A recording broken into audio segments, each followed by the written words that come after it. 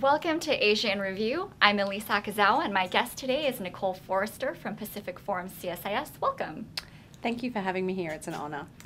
Nicole is currently the director of the Young Leaders Program at Pacific Forum CSIS, where she concurrently holds a WSD Honda Research Fellowship for her research into next-generation attitudes toward foreign policy, and that's what we're going to be discussing today. It's a fascinating topic. Nicole is the consummate expert in our office about that, so we're really lucky to have her and really looking forward to this conversation.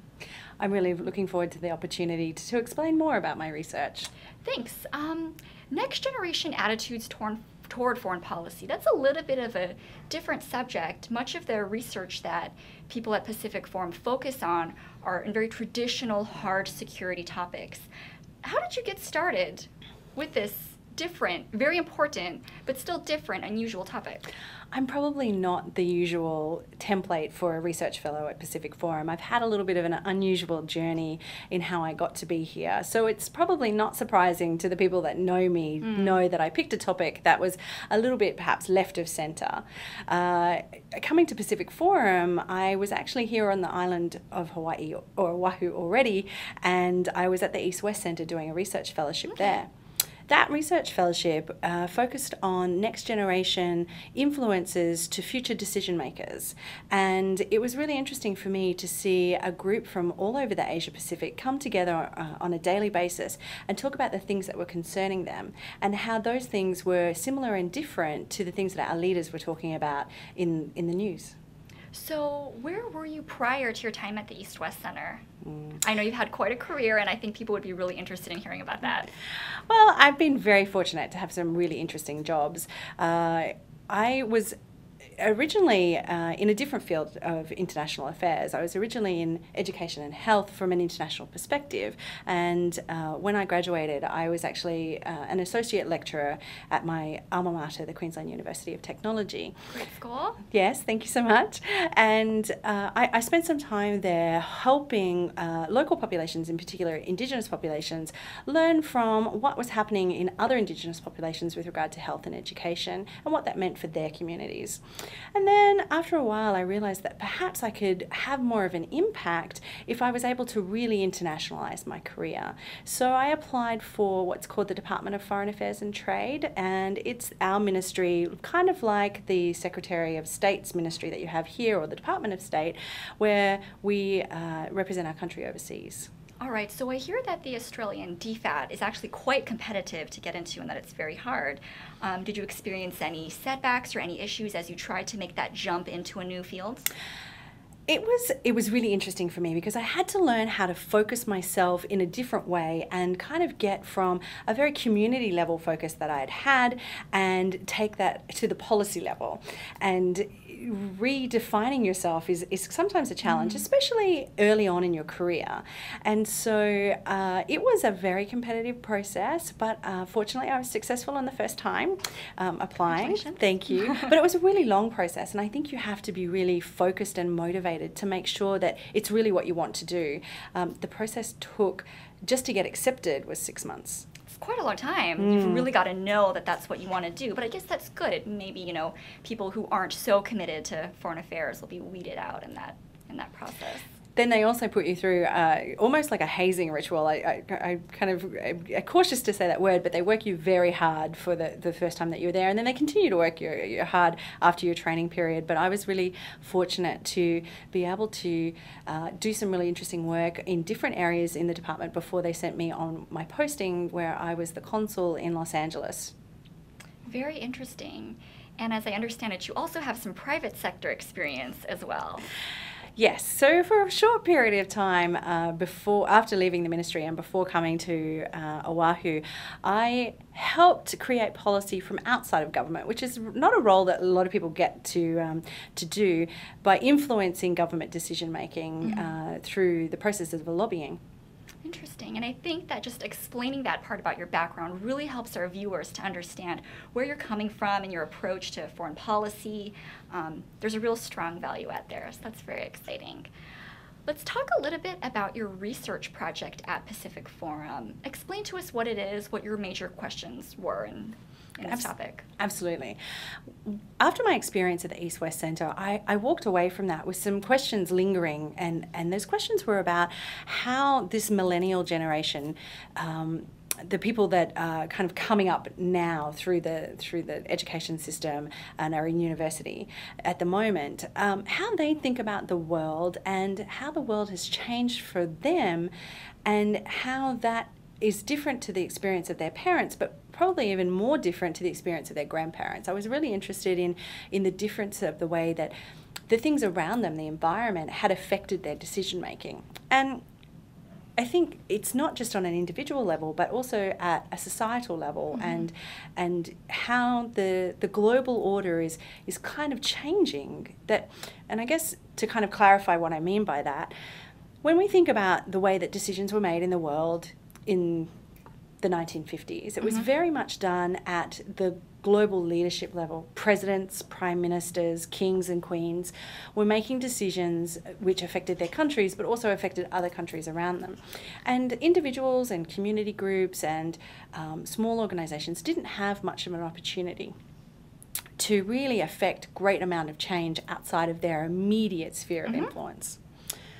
But what we've seen now is that if you think of things like the Arab Spring, for example, individuals and small groups and groups of communities are changing the way that their countries work and countries around them work, and how countries respond to what's happening in their country. And I thought that was something really interesting and needed to kind of have further closer look at, because when I did have a look at the initial literature around this stuff, there wasn't much data. I can imagine, especially since it is a non-traditional topic. When you first, came up with these questions and sort of looked at the bigger context of this issue, did you have any pushback from anyone? Did you have anyone saying, no, we're going to focus on more traditional topics, or oh, that's not important, or that's irrelevant? Did you encounter anything like that?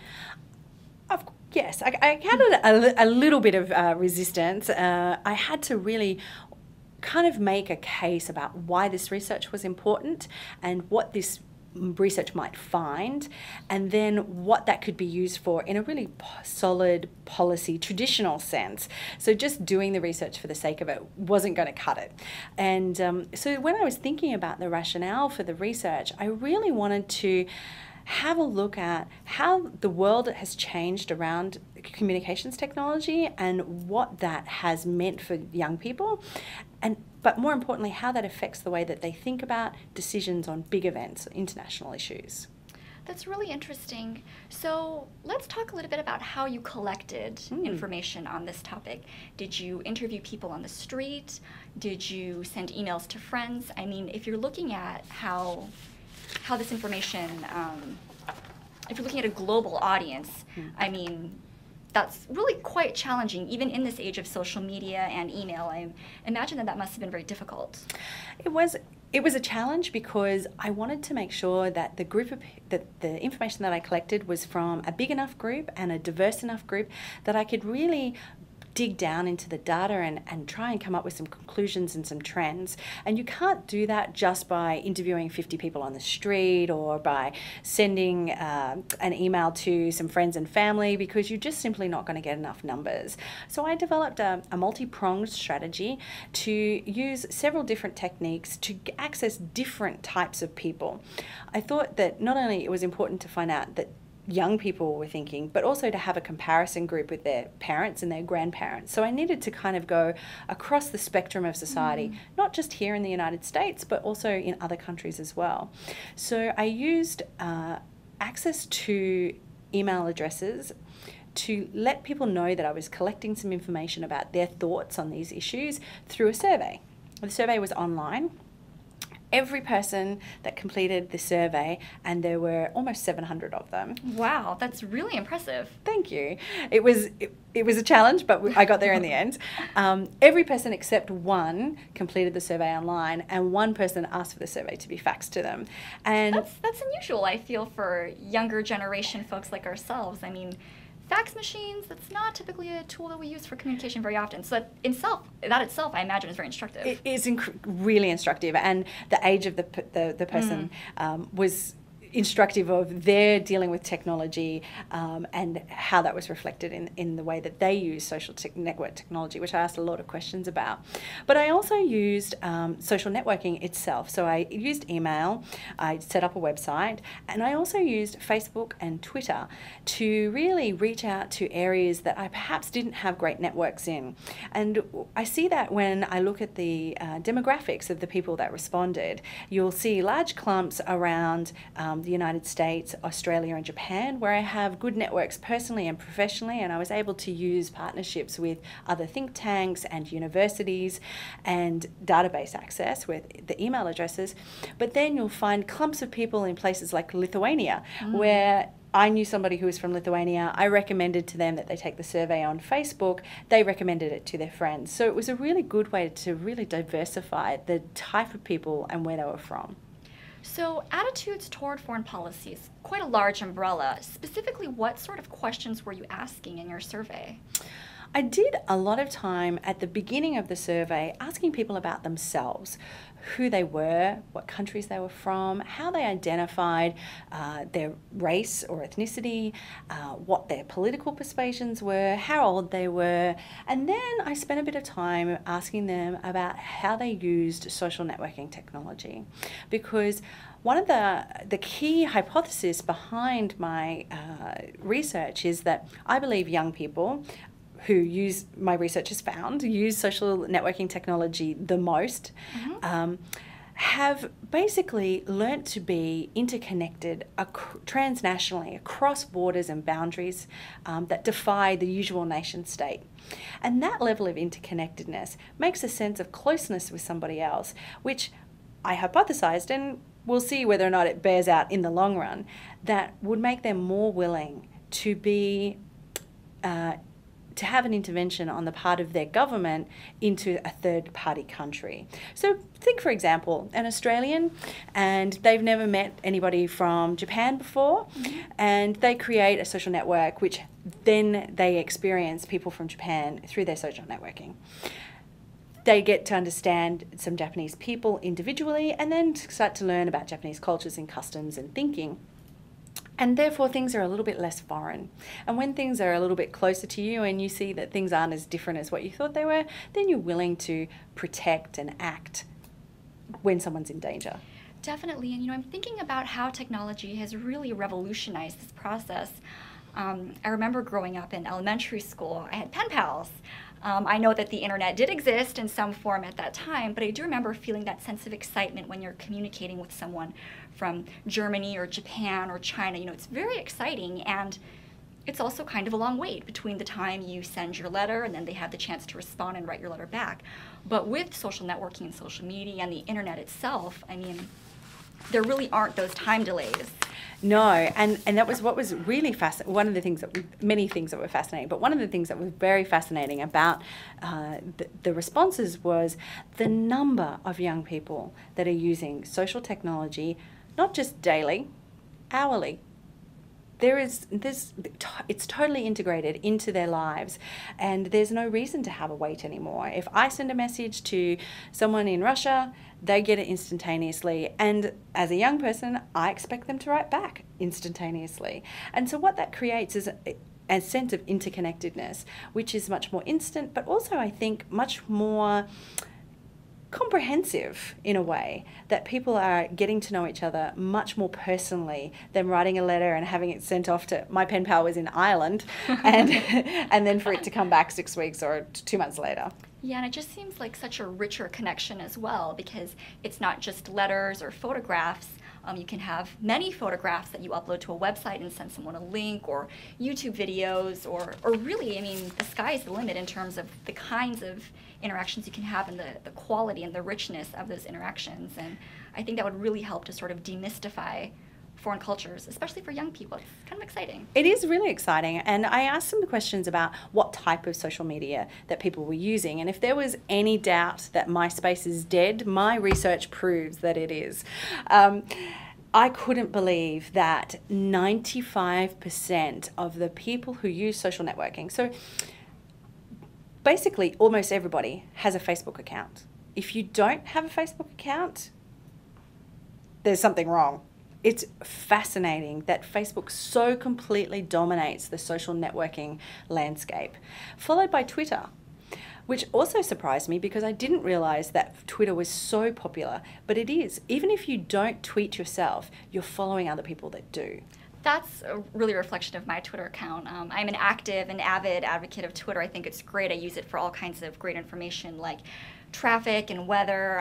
I live in Salt Lake, and the commute downtown I'll always check before I leave in the morning to see, okay, are there any accidents? Do I need to avoid any roads? But what's also really interesting is I follow quite a few people in other countries, and to see the kinds of news that they're sharing on Twitter. It's instant updates. So, for example, I read quite a few different news sites, but I pretty much go to the same sources of news all the time. But it's interesting to see, where is someone in the Philippines getting their news from? What articles are they reading? And it sort of brings this new information to my radar, information that I'm sure if I had dug around, I would have found it, but I never would have taken that time to see on my own. Well, that's really interesting. I think maybe that's something I can look at in my next phase of research. But for now, I've still got to publish the research that I've conducted, and it's getting down into the really interesting findings and the differences between the generations. I'm not sure how many of your viewers are aware of generational theory. I'm wondering whether or not it might be worth mentioning that. I think it would be. I mean, I think there are concepts that we're familiar with, but people might not necessarily be familiar with the term generational theory. So please do explain. Sure. So when I was thinking about how to prove the differences between the young people today and their parents and their grandparents, I had to do a little bit of research about what's already been done out there. And there's not a lot of research or empirical data which looks at generation upon generation upon generation. There's a lot of work that's done characteristically about describing what a particular generation is like. So this phenomenon is quite interesting because it only started in the 20th century. So before the 1900s, we didn't really care about how people were different from the generation before. I guess that when I was young, I trudged 20 kilometres through the snow to get to school every day story just handed down, like it is now, without much difference perhaps between the generations. But now, in the 20th century, we've really focused on how the experiences or the shared experiences of a generation help form and create differences between the generations before them and after them. So let's talk a little bit about what the different generations are. Sure. So if you go back to the kind of beginning of the generation theory, it started we look at 1901 as the beginning of that, where we talk about the greatest generation.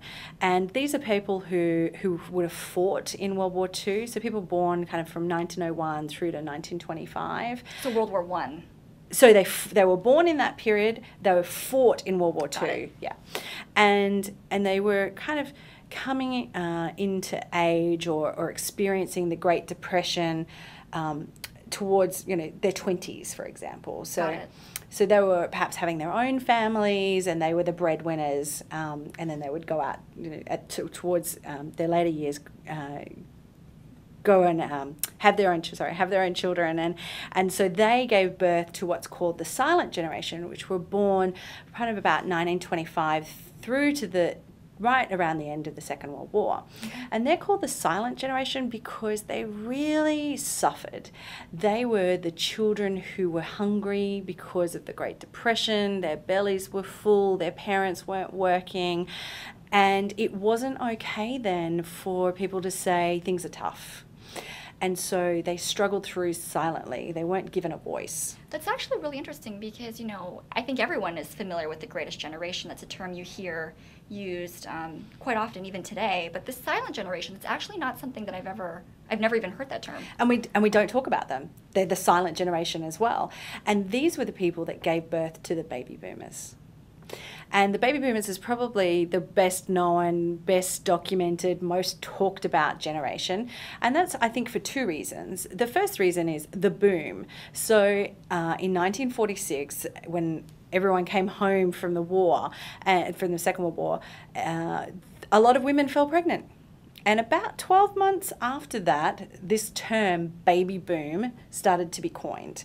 And from the very beginning, people noticed, oh, there's a lot of women pregnant and we're going to have a lot of babies soon. And this continued on for quite a period of time. It was almost 20 years that the generation of the baby boomers lasted. And that was until kind of the early to mid-60s, about 1964.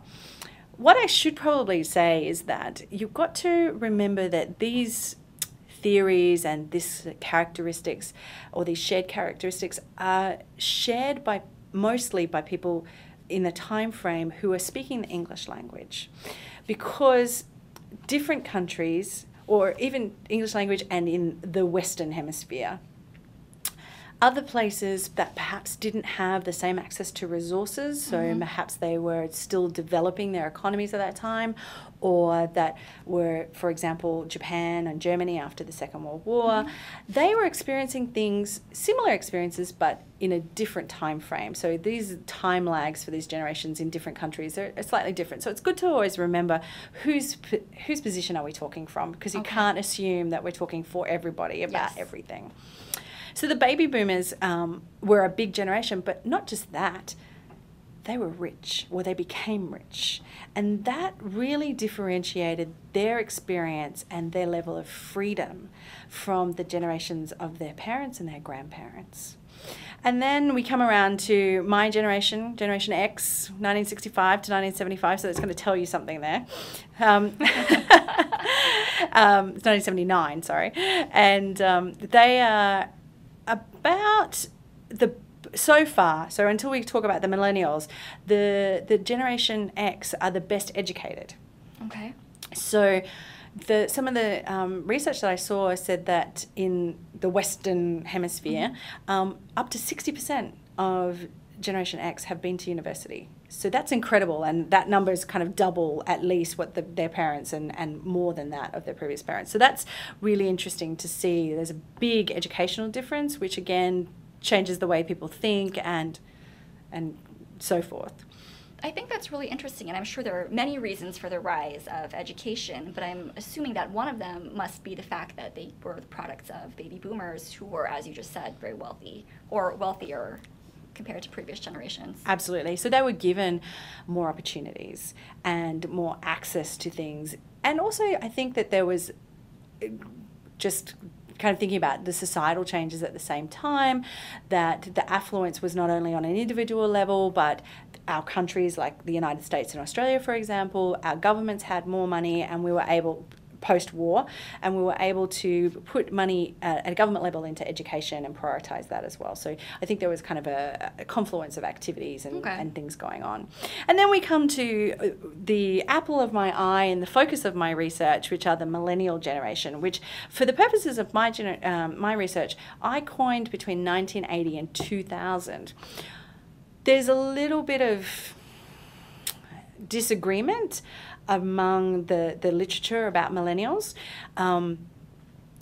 Some people want to say, I was born in 1978, therefore I'm a millennial. I'm not sure if that's because of the shared experience characteristics or just because they want to be cool, they want to be younger, I'm not quite sure.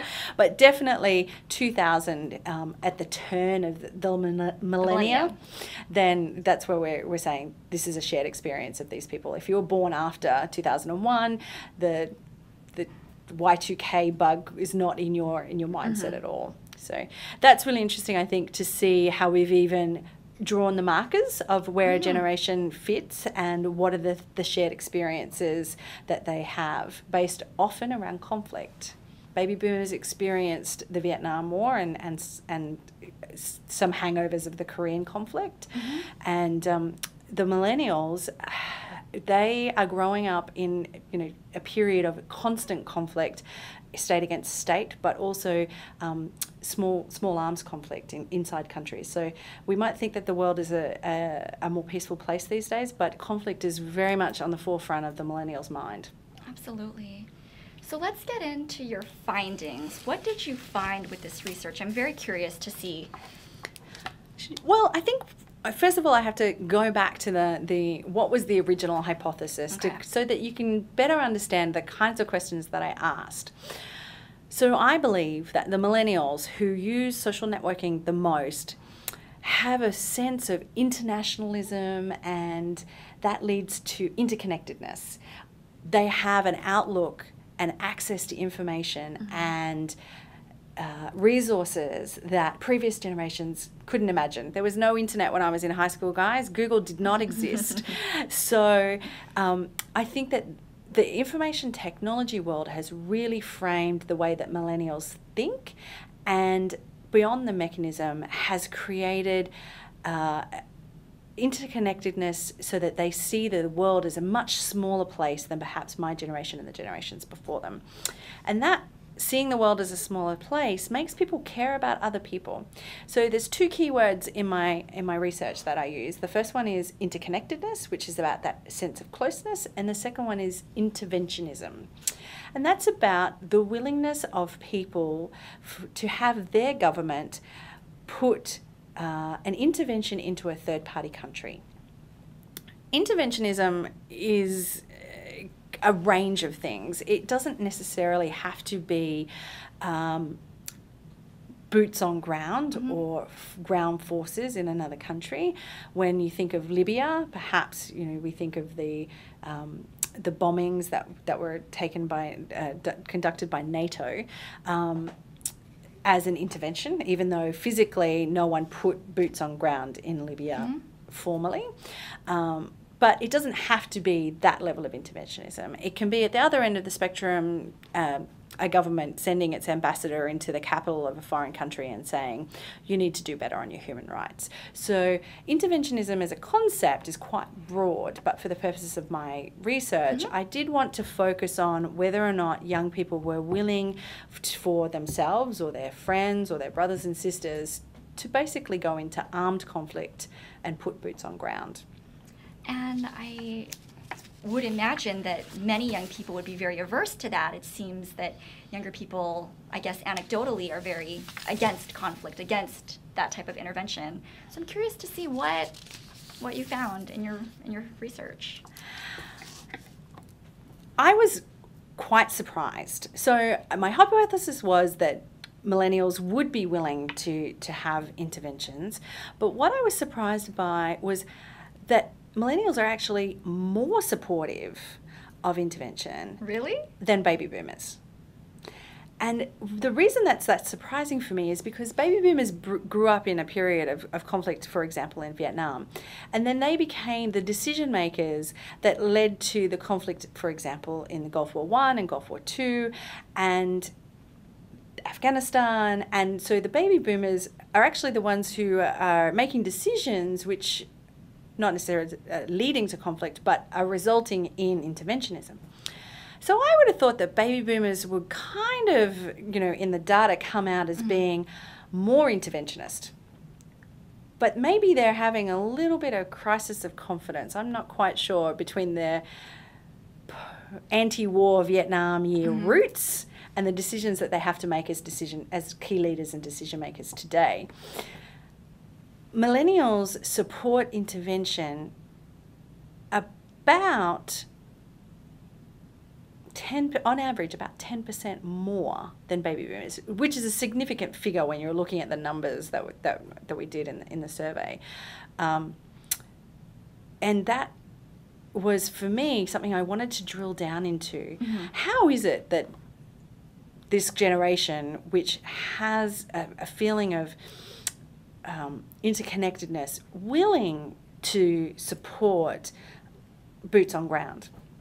And when I surveyed, I asked people about what circumstances would they support this interventionism. And what was interesting was that there was a real difference in the basis or the rationale that was okay.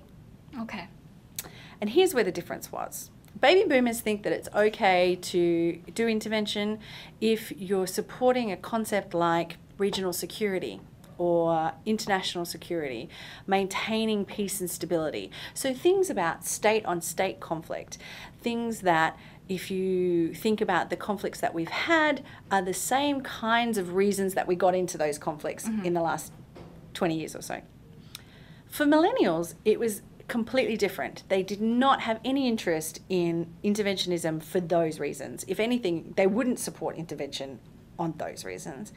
But they felt very strongly about the right to protect, or the responsibility to protect individuals.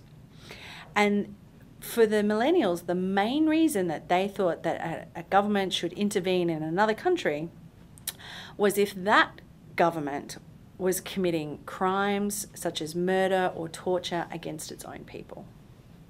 Very interesting. And this responsibility to protect is actually a very widely known concept. And it's gained a lot of currency. It has. It has, because it's the responsibility to protect, or the R2P doctrine, came out of the Rwanda conflict, and the international community's inability to respond quickly and effectively to what was happening there, because there were no mechanisms or no doctrine in place that allowed the international community to really know what it was supposed to do and when it was supposed to act. And that really is quite interesting from a research perspective, because if you think about the things that shape a generation and the things that stay in a shared consciousness, it's things like not being able to protect innocent civilians. And that has really borne out in this research, in the thinking of millennials about what's okay to intervene on. I think that's really interesting, and I don't know if you have the answer to this, but I'm just curious. Do you think that this shift in attitudes might also be due to the fact that there's less state-to-state conflict now, and we're seeing a lot more civil wars, so a lot more internal conflict, and that's what's driving this shift in attitudes? Or is that for the next part of your research, finding out what's causing these changes? It's hard to prove causality, but I'm going to go out on a limb and answer your question, even though it's one thing that I will be looking at in the next phase of research. The reason why generational characteristics change and opinions change is usually about what's happening for them. So I think you're onto something there when you say it's because we're having less state-on-state conflict. I think it's probably because we haven't had a major state-on-state conflict like Vietnam or Korea, for example, although we did have the Middle East wars. It also could be, I think, perhaps because of the way that people get information, that previously small arms conflict or civil wars or localized conflict was not well known about outside of the immediate geographic place. But now with things like Twitter and Facebook and the social networking technology that allows us to be in that place with those people at that time, which is what we saw in the Arab Spring. I knew what was happening in Cairo like I knew what was happening on Bishop Street in Honolulu. It was incredible. So I think the access to information and technology is also giving people new information about things that they wouldn't have known about before, and that's helping create a new shared experience. Interesting. What else did you find in your research? Well, there was some really kind of interesting but quirky, not necessarily groundbreaking things. I thought it was interesting about who responded and who didn't. And with the survey, there was over 750 people who responded, at least started the survey, and almost 90% of them completed the survey in full. That sounds like a pretty good completion rate. It was an excellent completion rate. What was quirky about that was that there were specific groups who were able to complete the survey more completely. Do share. So, for example, every Japanese participant that started the survey finished the survey. They're the only group that had that characteristic. Interesting. Out of all of the other 20 plus countries that completed the survey, the Chinese participants were the ones least likely to finish it. So over half that started didn't finish. Interesting. Again, they were the only group that had that kind of real lack of completion of survey. Now, I have no idea what that says, but I find that That's really interesting. Unexpected. Unexpected and telling and worthy of further investigation. I have some ideas about perhaps why it was difficult for some individuals to complete the survey, but I can't create characteristics out of a particular citizenship. But for example, English language ability. So I only conducted the survey in English, and I think for the next phase I'm going to translate it at least into Japanese and Chinese and Korean, because being in this region, I'm interested in what's happening in Northeast Asia, and I think it would be good to be able to further the results and get some more responses from people in their native language and then translate that back. Definitely, and I think, I just want to make sure that it's quite clear before any viewers think, well, why, of course, why didn't you do it in multiple languages in the first place? You did all of this research and all of this survey and this whole undertaking by yourself.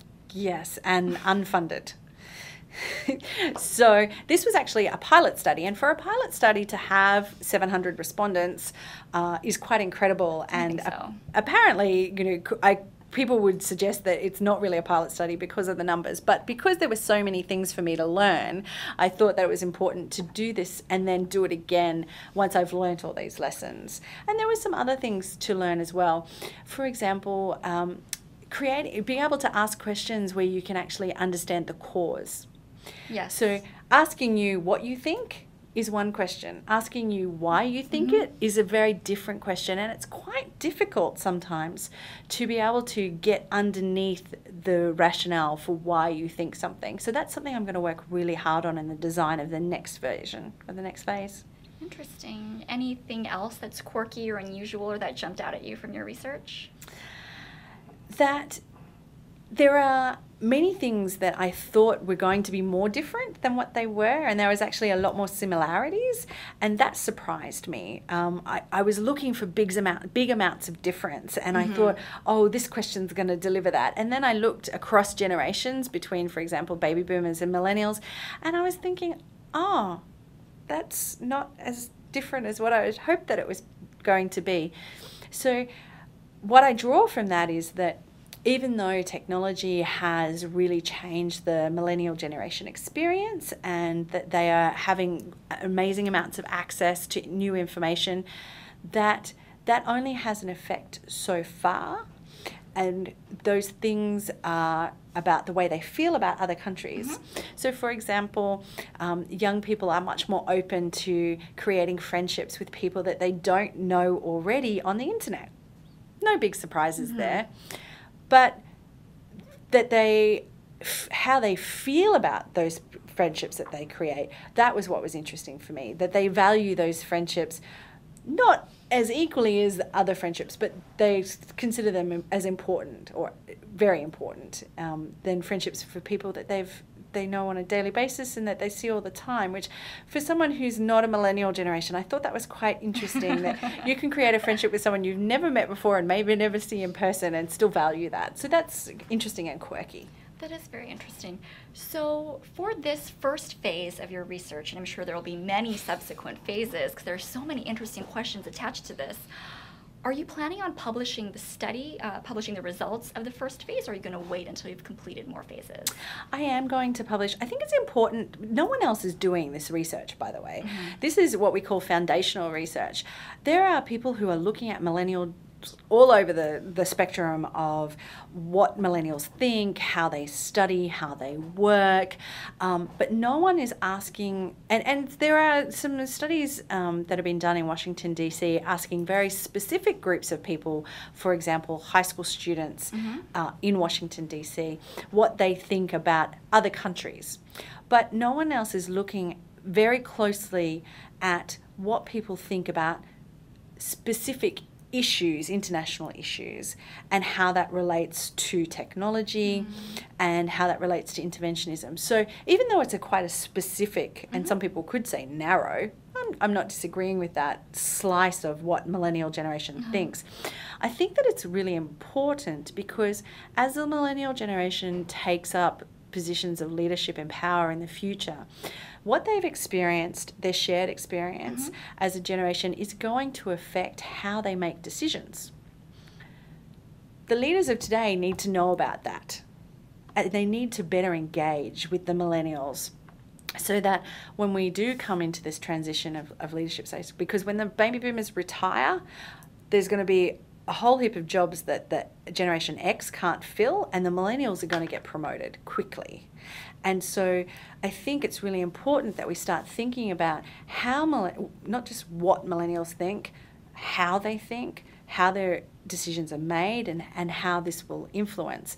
So my research in the first phase just kind of opens the door on that discussion. So I think that it's important that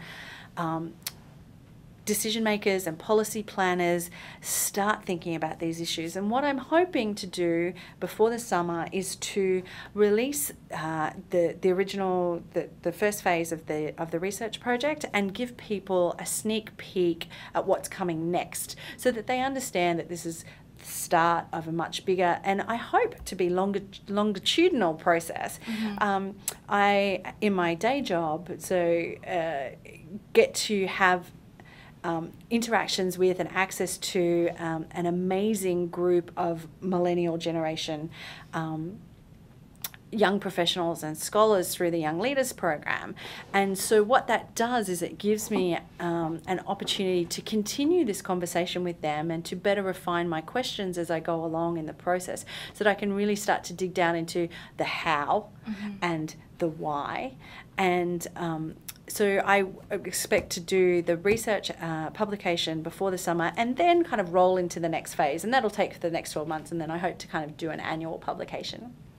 That's actually really fascinating. And in so many ways, I think that you're very uniquely qualified to undertake this research and do these studies, because as the director of the Young Leaders Program, like you just mentioned, you do have access to some of 600 or so of some of the brightest, most capable young professionals in foreign policy and security studies in the media from not just the US and Asia and Europe, but really just throughout the world.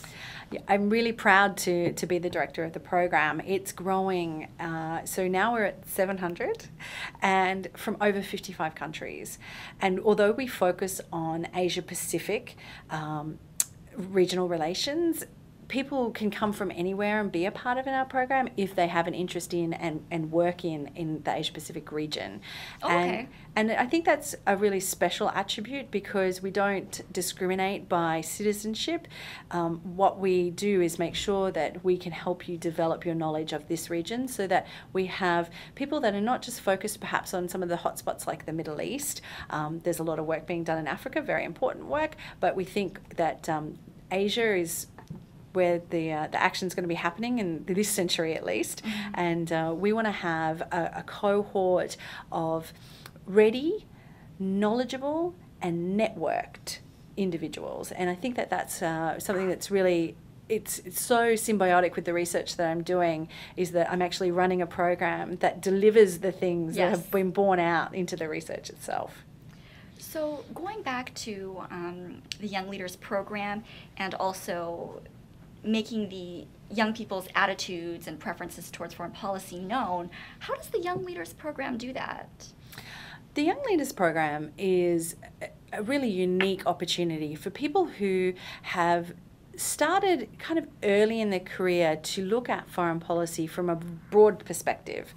And what they do is they get into the program, and we give them the opportunity to come and see diplomacy in action. Which, if you're not a practitioner, so if you don't work in a foreign ministry like I did, or if you don't work in a university or at a think tank, or in the White House or the Blue House or a parliament, it's really difficult to get access to seeing those policy decisions actually being made. It's incredibly difficult, especially I'm from Hawaii originally, and I feel like you just don't have those opportunities, not necessarily, or not just in Hawaii. Those opportunities are very hard to come by really anywhere in the world. And one thing that I continually bring up with Pacific Forum is that it's such a closed field. Foreign policy, I mean, how do you even get your foot in the door to working in that kind of field? It seems very difficult. It can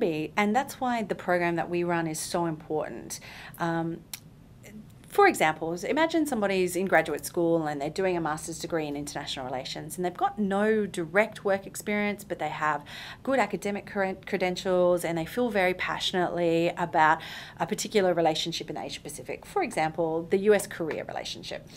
And so they can apply for the program like us and they get hands-on experience and they get to meet the leaders of those relationships, so we conduct what's called Track 2 diplomacy, which is where officials and leaders and key decision makers in the field come to our meetings in their personal capacity. So they might work in the foreign ministry, but when they're sitting at the table, they're Nicole Forrester.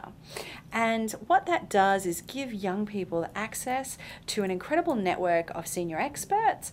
So not only does the program provide young people with the network at the senior level, they get to network with people at their own level, so other young leaders, so they hear about opportunities. Young people are their best own public relations advocates.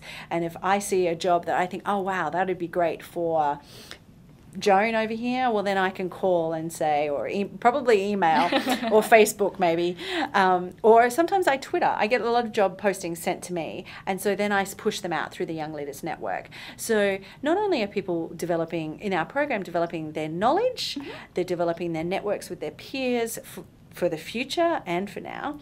They're developing networks with the seniors, but I think probably the most important part of our program is that because of the work that we do, actually we come up with innovative ideas and ways to help kind of unpack and deconstruct and think about really enduring issues in new ways and provide hopefully innovative solutions, which then get presented back to senior experts, policymakers, government officials. So we're not just observing, we're not just learning, we're not just creating networks, we're actually trying to help solve these conflicts before they even really bear out.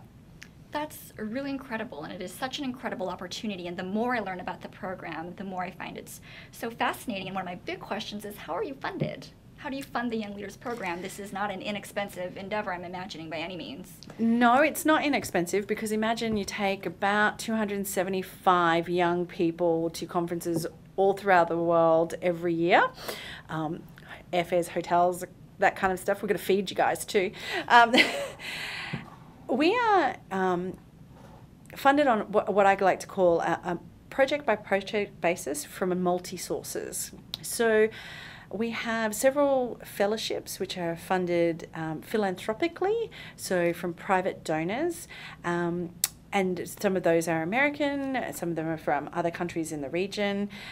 We also receive some government funding from US government departments, for example, the Defense Threat Reduction Agency and the Department of Energy and the Department of Defense. They provide funding for our senior level programs, and sometimes we're able to take young leaders to those programs.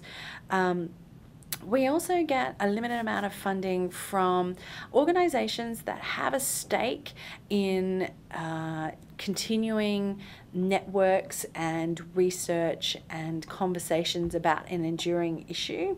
So, for example, you might think about an issue in the Taiwan Strait and how it would be good to have Taiwanese young leaders and mainland Chinese young leaders at the same table along with other young leaders from the region. So then we get funding from organisations that have a stake in those conversations, and they help us bring people to the table. Interesting. And as I understand it, though, you're always welcoming new sources of funding and would love to find a core funder for your program. Oh, thank you so much for allowing me to have a little bit of a pitch. Yes, we had an amazing core funding opportunity through the Luce Foundation. They were generously supporting our program for 6 years. It was unprecedented that they actually gave us a second 3-year term. But like all good things, they provided the seed funding, and now we're standing on our own 2 feet, and we're doing very well with that. However, we can always do more. More young people need to have these opportunities, and we're ready and able to give it to them. So we are looking for core funding. It could be a small amount, it could be a large amount, it could be from an individual donor, from a philanthropic foundation, it could be from a corporate organisation. I think one of the things that we offer is the ability to look at issues from different perspectives, and there's many new exciting things that we want to do with the Young Leaders Program. One of them is a project that we want to do on food, energy and water. Oh, okay. And having a look at those three security issues through the nexus of how they combine and affect hard security policy issues. So we're looking for a funder to help us get that project off the ground. But even I think the greatest thing that I would encourage is small donations from individuals always make a big difference, because it's the enduring support that for the program helps. Food, energy, and water, that is definitely an issue that is huge here in Hawaii. It's huge in Asia, so there's really that tie. What opportunities might exist for someone from Hawaii who wants to get involved in food, energy, and water security projects? We're hoping to launch this project after the summer. And what we're going to do originally is do some research. So we're going to actually break down those three issues and have a look at them, at how they interconnect. I was speaking to an eminent expert in this field last weekend when he was visiting Honolulu, and he was telling me that these three issues aren't looked at in combination by the policy and academic community. And I think Hawaii is a great place to start that conversation, because we're an island and because we have these three issues in play every day in our society here. So I think if there was someone who was based here who really wanted to help the conversation, then they should absolutely get in contact with me, because they could help get the research project off the ground and having a look at how these three issues really intersect and what is it that we need to think about for the future. Interesting. So let's jump back just a little bit. Talk me through a typical Young Leaders program, for example, a program that you've done recently or a program that is coming up. We have a really interesting program coming up. We're going to take a large group, 30 young leaders, to Switzerland soon. And the purpose of this program is really to get lots of different discipline young leaders from different fields together in one place, and really diversify the conversations that we're having. This particular program is supported by the Worldwide Support for Development, which is a Japanese philanthropist, Dr. Handa, his foundation, and he provides a significant amount of funding for the Young Leaders programs. So this program, we're going to take this group to Geneva for a conference on the International Security Forum, which is held every year in Switzerland. This year they're talking about facing transitions. The world is changing, we know that. How do we better handle those transitions, especially, for example, in post-conflict societies? So if we look closely at Afghanistan and what's happening in the Middle East, and how do we help make those transitions much smoother? So with this forum, will young people have a chance to make their voices heard to senior policymakers? Because that's what it sounds like to me. Absolutely, and that's one of the great things about the Handa programs in particular, is that they are young leader driven. So even though we're going to Geneva for a conference, we will also have key policymakers and senior experts come and talk to the young leaders, but not just talk, listen. And so the young leaders will have their opportunity to come up with some ideas about handling transitions. We've got a really interesting group coming to Geneva, and we're going then on for meetings in Zurich as well. The people from the region, for example, we have Europeans coming in, so people from Stockholm, from Lithuania, from Egypt and from Afghanistan, as well as the Northeast Asian and American and Australian and Southeast Asian components that we usually have at the Young Leaders Program. So this particular program will really have an opportunity to really kind of get the creative juices flowing, which is why I'm so excited about it. When you bring different young people from all around the world together, they spark off each other and they come up with some really innovative ideas, because they're not held back by old think. as we like to call it in the office, we're vessels of our experiences, and young people haven't necessarily experienced the things that the current leaders have, and so they're able sometimes to put aside long-held grievances and historical issues and really start thinking about what's the best way to move forward in this particular issue or this particular relationship. How do we cooperate rather than how do we compete? And I think, you know, the Young Leaders Program is, of course, focused on the Asia Pacific, but having it in a different location, a non-Asia Pacific location, I think is really interesting, especially for Europe, because we don't often think about how Europe plays a role in the Asia Pacific, but it does. Absolutely. When you think about the amount of trade that comes out of Europe into the Asia Pacific and vice versa, Europe is hugely influential, but in a much quieter way perhaps than the United States, or even not as vocally as Australia likes to be. But there's a lot going on between Asia and Europe, and a lot of European work is done in post-conflict societies as well. I'd like to see perhaps some work being done on conflict prevention, and so maybe if we can bring some of that European expertise and knowledge and thinking around post-conflict management together with the US and Northeast Asian and Southeast Asian, and talk about these issues that are really enduring here in the region, and how we could perhaps get past some of those by using lessons from previous conflicts would be interesting, I think, to kind of start to dig down a little bit deeper. Very interesting. Well, Nicole, thank you so much for joining me today. It's been a pleasure having you as a guest. If you are interested in learning more about Nicole's research, as she mentioned, she will be publishing her findings this summer. You can get updates from her at twitter.com/PFYL Director. That's PFYL Director, as in Pacific Forum Young Leaders Director. We're also active on Facebook at Pacific Forum CSIS is our name. And thank you so much for joining us. Thanks for having me.